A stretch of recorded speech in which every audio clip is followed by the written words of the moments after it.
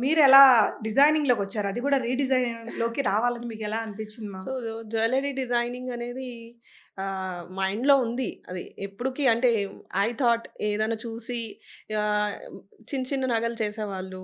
షాప్‌లో నుంచి తీసుకొనొచ్చి మా మీద గర్ల్స్ ఇంట్లో ఉంటాం గదా! అప్పుడేమి షాప్స్‌కెళ్ళి కూర్చునేది అదంతా ఉండదు అక్కడ చిన్న ఊర్లలో. యెస్. సో, ఇంటికొచ్చి మా మీద చూసుకొని ఓకే. ఇది సెట్ అయిందా? ఇట్లా చేయిందా? ఏదన్నా ఉంటే కూడా మేము చిన్న చిన్న సజెషన్స్ ఇచ్చేవాళ్ళం. ఓకే. పేరెంట్స్‌కి గానీ, బ్రదర్‌కి గానీ, ఇంకా లేకపోతే మా మేనమామ వాళ్ళు ఇంకా అందరివి గోల్డ్ షాప్సే. ఆల్‌మోస్ట్ 35-40 షాప్స్ ఉన్నాయి.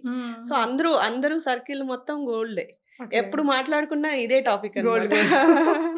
Okay. Gold, diamonds and export how to do వా what type of new businesses we have to do అనేది. Okay. So, this is our journey అన్నమాట. ఓకే. ఆఫ్టర్ ఎంబీఏ మనము ఇక్కడ హైదరాబాద్‌కొచ్చాక ఇంక షాప్ పెట్టాలని డిసైడ్ చేసుకొని కొండాపూర్‌లో స్టార్ట్ చేసాం. Yes. So, I wanted to do different. హ్మ్.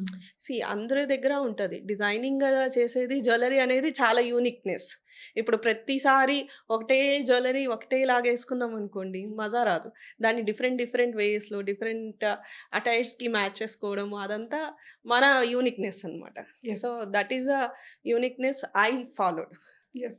అండ్ కొత్తగా కస్టమైజ్ చేసే జ్యువెల్లరీ గూడా కొంతమంది 2, 3 నగల్ని కలిపి డిజైన్ చేసి ఇయమంటే గూడా మేము చేసిస్తాం.